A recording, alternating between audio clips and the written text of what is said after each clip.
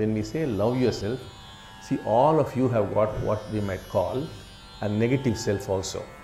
There's a negative side to all of you, which Western psychologists will call the shadow self. We call it the negative side, because there's a slight difference in the term and the contents. Now, each of you, for example, have you not spoken lies? So many lies. Average lies per day 60, any human being. But would you like to accept that you are a liar? No. And sometimes planned lies, because survival. I'm not blaming you, I'm just telling what is happening there. But then would you like to see that? You don't like to see it. Would you like that aspect? No, you don't like it. And you say, oh, I love you so much, I wish all the blessings for you. It's full of hatred. So inside there's a lot of fear, but you appear to be very brave. You talk very bravely, but only fear inside. So for all the so-called images that you are giving, there is a negative counterpart. There cannot be anything without a negative counterpart.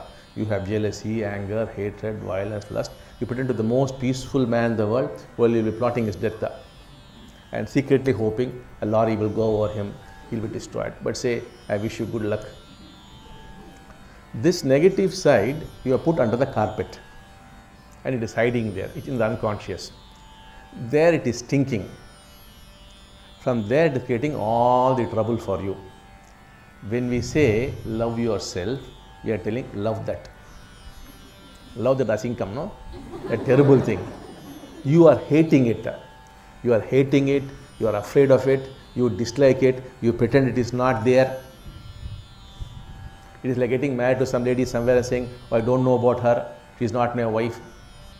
Similarly, it is all there. This side is yours. No human being can be on this planet without this negative side.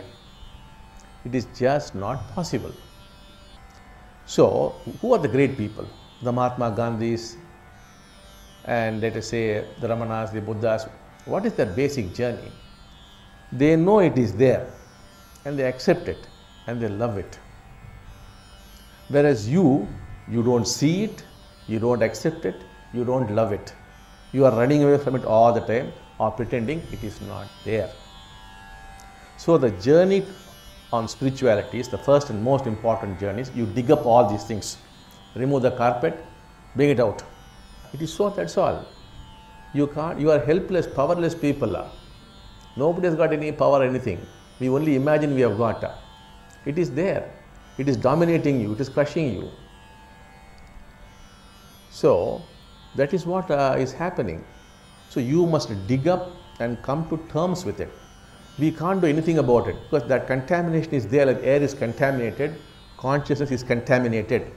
It is there. You are only pretending as though it is not there. And the journey on spirituality is, you first say, yes, I am this, and confront it.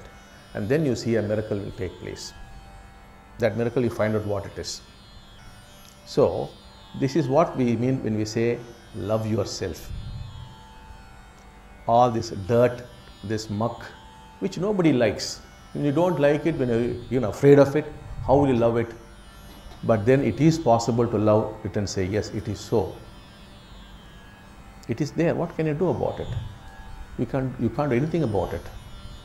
So that is what we mean by saying, love yourself.